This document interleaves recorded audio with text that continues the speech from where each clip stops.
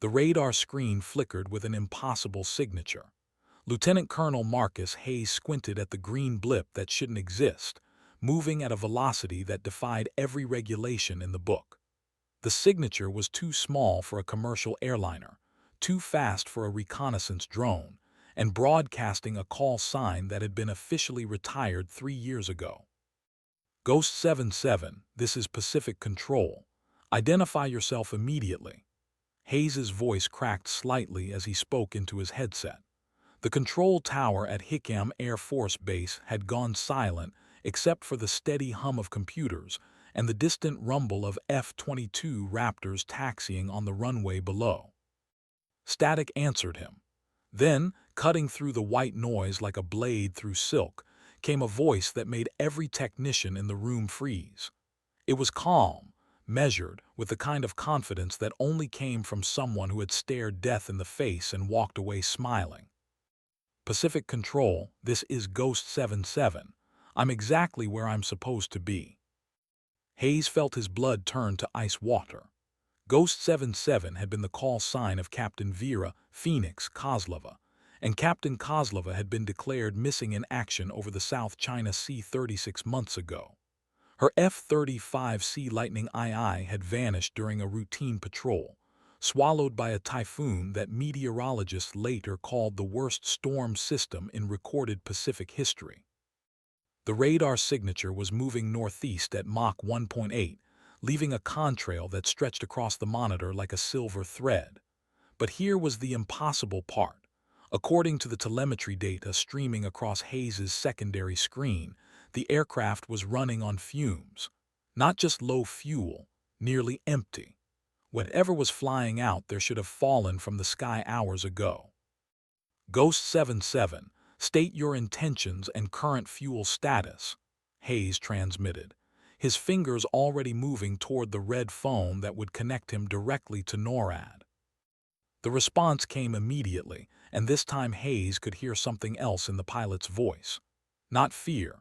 Vera Kozlova had never been afraid of anything that flew, floated, or fired bullets.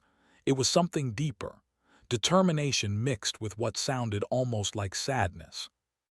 Pacific Control, I'm coming home, and I'm bringing proof that some promises are worth keeping, even when everyone tells you they're impossible to make. The blip on Hayes's screen continued its relentless path toward the Hawaiian Islands, and somewhere in the back of his mind, he remembered a conversation from 4 years ago.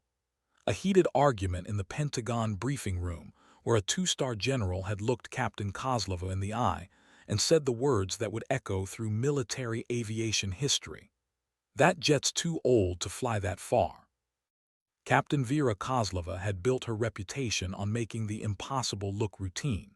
The daughter of a Russian immigrant father and a Texas oil engineer mother, she had grown up in the shadow of Dice Air Force Base, watching B-1 Lancers carve contrails across the endless sky.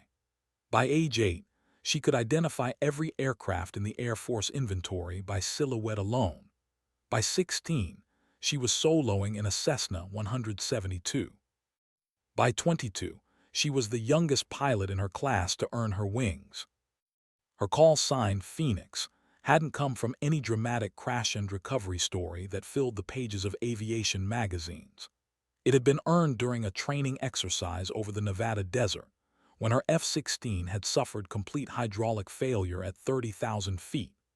While her instructor pilot prepared to eject, Kozlova had calmly worked through the emergency checklist, nursing the crippled fighter back to Nellis Air Force Base using nothing but manual reversion and sheer determination.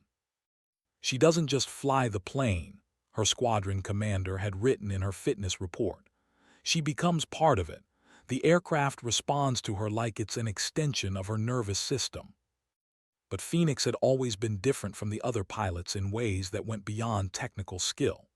While her peers spent their off-duty hours at the officers' club trading war stories and comparing flight times, she could be found in the maintenance hangar, learning how every rivet and wire in her aircraft functioned. She memorized technical manuals, the way other people memorized song lyrics, and she had an uncanny ability to coax performance from machines that should have been retired years earlier. The F-35C Lightning II, she flew Boretail number 168,788, an early production model that had rolled off the Lockheed Martin assembly line in 2019. By military aviation standards, it was practically ancient, a relic from an era when stealth technology was still considered cutting-edge rather than baseline. The newer pilots called it the museum piece behind Phoenix's back, but she had formed an almost mystical bond with the aircraft. "Every plane has a personality," she had once explained to a junior pilot during a pre-flight briefing. "This one's stubborn and temperamental, but she'll fly through hell if you treat her right. The trick is learning to listen to what she's trying to tell you." That philosophy had served Phoenix well through 3 combat deployments and countless training missions. She had a perfect safety record and a reputation for bringing damaged aircraft home when other pilots would have ejected. But it had also earned her the skepticism of senior officers who believed in newer technology and younger reflexes. The argument that would define her career had begun in a sterile Pentagon conference room on a Tuesday morning in March. The mission brief was classified at the highest levels, but the basic parameters were straightforward. A single F-35C would need to fly from Kadena Air Base in Japan to a coordinates package somewhere in the disputed waters of the South China Sea, conduct surveillance on Chinese naval movements, and return without being detected. General Patricia Hawthorne, a hawk-faced woman with silver hair and 3 stars on her collar, had studied the mission profile with the calculating gaze of someone who had spent 30 years turning impossible orders into accomplished facts. The range requirements were at the absolute edge of the Lightning II's capabilities, even with aerial refueling. The mission profile calls for a total flight time of 11 hours and 43 minutes, General Hawthorne had announced to the assembled staff officers. Maximum range with external fuel tanks and 1 aerial refueling is 11 hours and 58 minutes. That gives us a safety margin of exactly 15 minutes. Phoenix had been the only captain in the room, invited because of her unique combination of stealth experience and long-range flight expertise.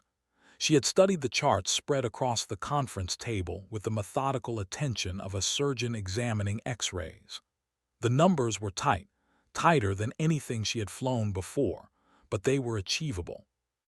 "Ma'am, I can make those numbers work," she had said quietly. "Tail number 168,788 has the upgraded fuel management system and the low-drag configuration package. If I optimize the flight profile and run the engines at maximum efficiency settings, I estimate I can stretch the range by an additional 27 minutes." That was when General Marcus Webb had spoken up. Webb was old-school Air Force, a former F-15 Eagle pilot who had earned his stars during the height of the Iraq War. He had a reputation for blunt talk and little patience for what he considered theoretical flying. "Captain Kozlova," Webb had said, his voice carrying the weight of absolute authority, "that aircraft rolled off the production line 6 years ago. It's got 8,000 flight hours on the airframe and engines that have been pushed to their limits in 3 combat zones. That jet's too old to fly that far." The silence in the conference room had been deafening. Phoenix had felt every eye in the room turn toward her, waiting to see how a captain would respond to being publicly contradicted by a 2-star general. She had taken a breath, looked Webb directly in the eye, and spoken the words that would follow her for the rest of her career. "Sir, with respect, age isn't about the calendar. It's about heart, and this old bird has more heart than any aircraft I've ever flown." Webb had leaned forward, his face flushing with anger. "Heart doesn't keep you in the air when your fuel pumps fail over the middle of the Pacific Ocean, Captain. Heart doesn't restart engines that flame out at 40,000 feet. And heart sure as hell doesn't bring you home when everyone who matters has already written you off as a casualty statistic." "No, sir," Phoenix had replied, her voice steady as granite. "But it keeps you trying when everyone else gives up, and sometimes that's the difference between mission accomplished and mission failure." The exchange had lasted less than 60 seconds, but it had crystallized something that had been building in the Air Force for years. On one side stood the old guard, officers who believed in proven technology, conservative flight profiles, and the kind of measured risk assessment that kept casualty rates low and congressional oversight committees happy. On the other side were pilots like Phoenix, who understood that sometimes the mission demanded everything you had and more. General Hawthorne had ended the argument with a single sentence. "Captain Kozlova will fly the mission. General Webb, your concerns are noted for the record." Phoenix had walked out of that conference room knowing that her career now balanced on the knife's edge of a single flight. Success would validate everything she believed about the marriage between pilot and machine. Failure would end her flying career and probably result in a court-martial for insubordination. But she had also walked out knowing something that General Webb didn't understand. Some aircraft transcended their specifications when flown by pilots who refused to accept limitations. The mission had launched from Kadena on a moonless night in early April, with Phoenix's F-35C climbing into the darkness like a metallic ghost. The aircraft had been loaded with every piece of surveillance equipment that could fit in its internal bay, plus external fuel tanks that would be jettisoned once empty. Total takeoff weight was 70,300 pounds, nearly 4,000 pounds over the recommended maximum for extended-range operations. Phoenix had felt the aircraft's reluctance as she rotated off the runway, the slight hesitation in the controls that told her the Lightning II was being asked to perform beyond its comfort zone. But she had also felt something else. The subtle communication between pilot and machine that came from hundreds of hours spent learning every quirk and characteristic of tail number 168,788. Kadena Tower, Ghost 77 is airborne and departing your control, she had transmitted as the lights of Okinawa fell away beneath her wings. Copy Ghost 77, good hunting. The first 4 hours of the flight had been routine, if routine could be applied to flying alone over the vast emptiness of the Pacific at 42,000 feet. Phoenix had settled into the rhythm of long-range flight, constant monitoring of fuel consumption, engine parameters, and navigation systems, punctuated by brief radio checks with various air traffic control centers. But as she had approached the first aerial refueling point, the mission had begun to deviate from the carefully calculated flight plan. The KC-135 Stratotanker that was supposed to top off her fuel tanks had developed hydraulic problems and had been forced to return to base. Phoenix had suddenly found herself facing a choice that would define not just the mission, but her entire career. She could abort the flight, return to Kadena, and face the inevitable questions about why she hadn't pushed harder to complete the mission.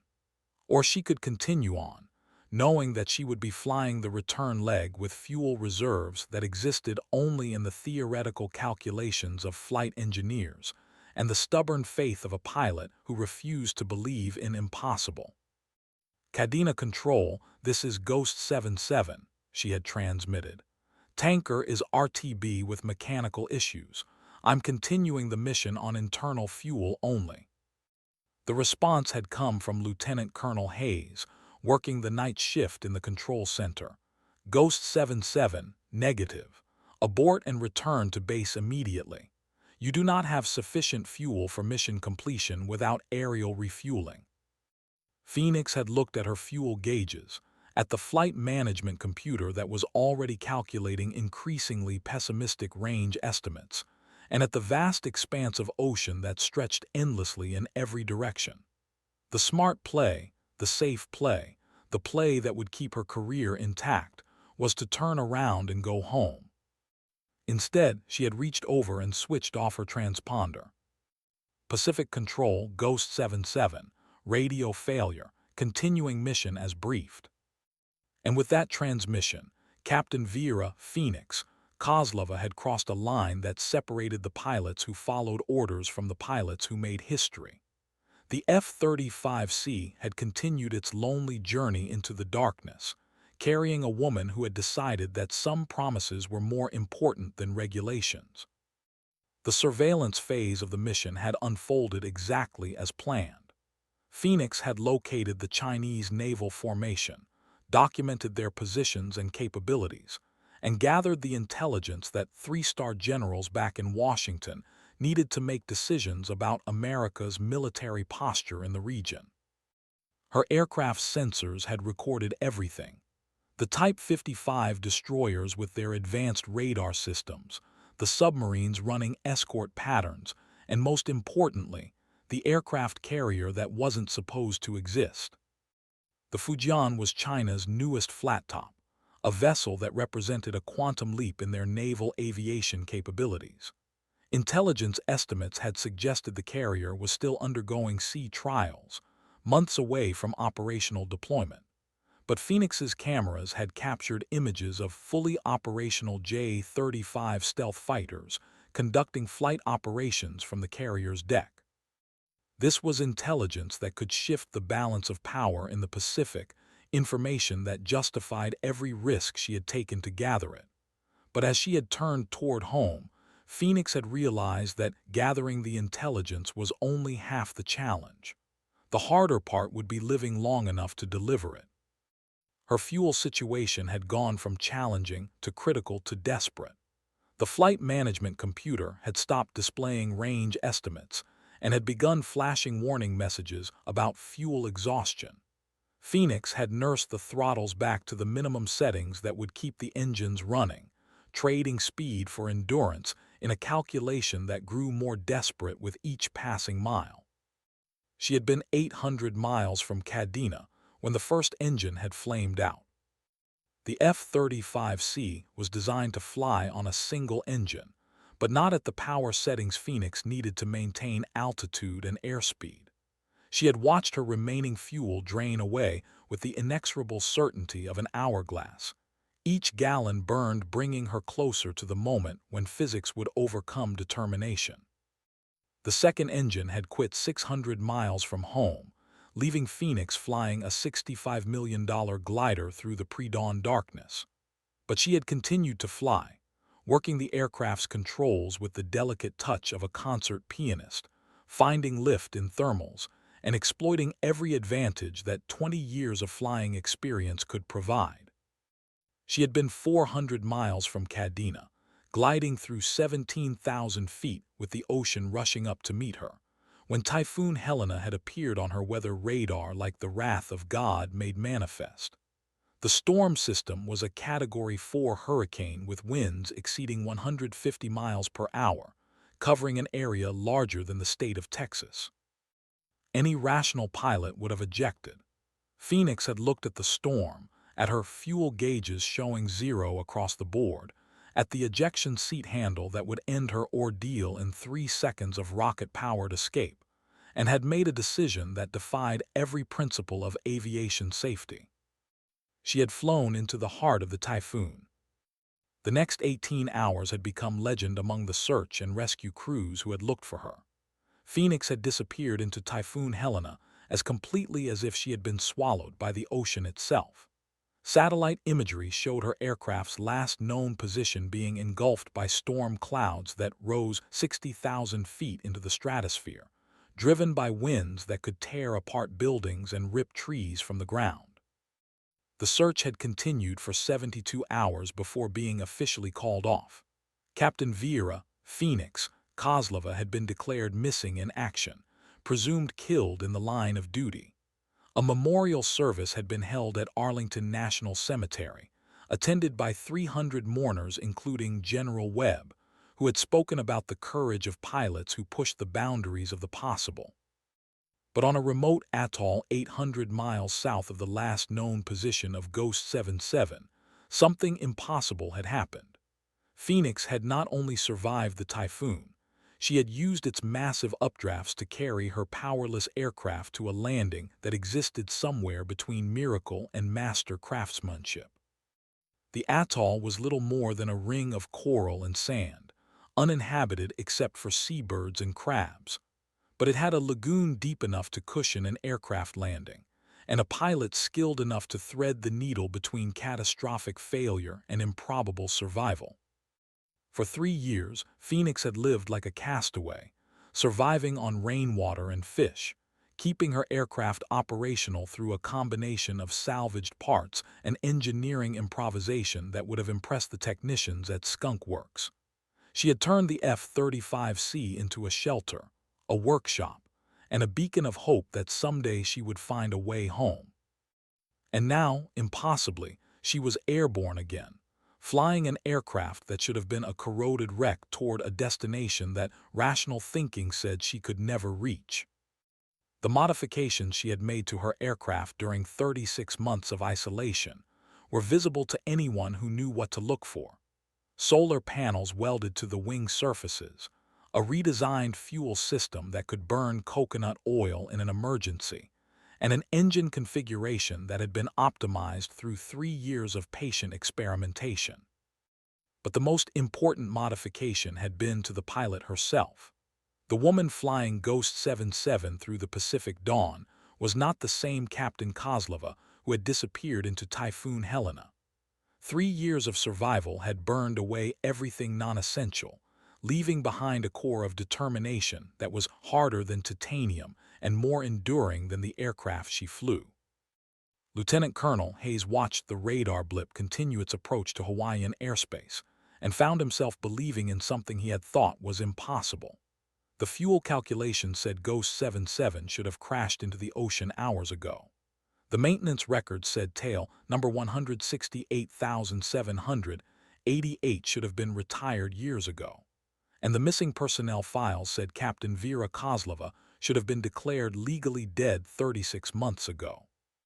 But the radar didn't lie, and neither did the voice on the radio. Phoenix was coming home, carrying intelligence that could reshape America's understanding of Chinese naval capabilities, flying an aircraft that had become something more than the sum of its parts through sheer force of will and refusal to accept defeat. Ghost 77, this is Pacific Control, Hayes transmitted. You are cleared for direct approach to Hickam. Emergency vehicles are standing by.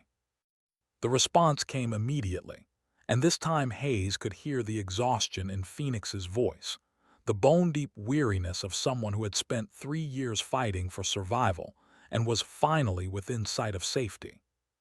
Pacific Control, Ghost 77.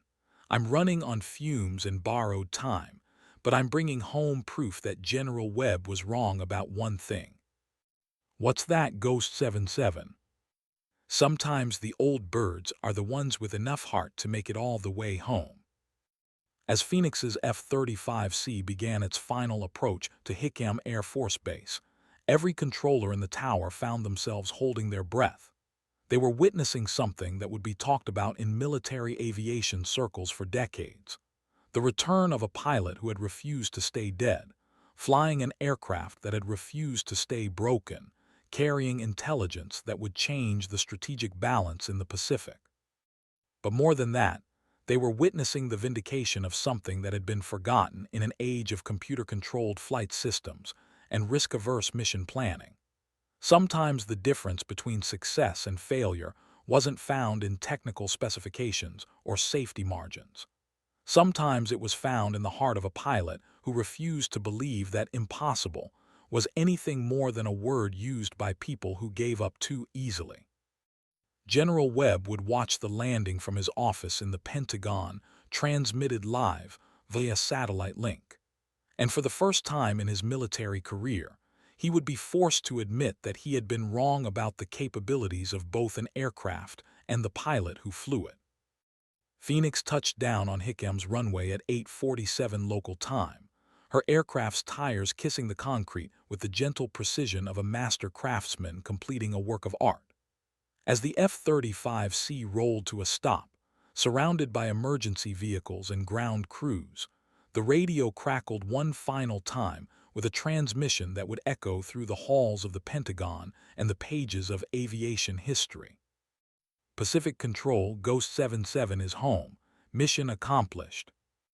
The woman who climbed down from the cockpit bore little resemblance to the Captain Kozlova who had disappeared 3 years earlier.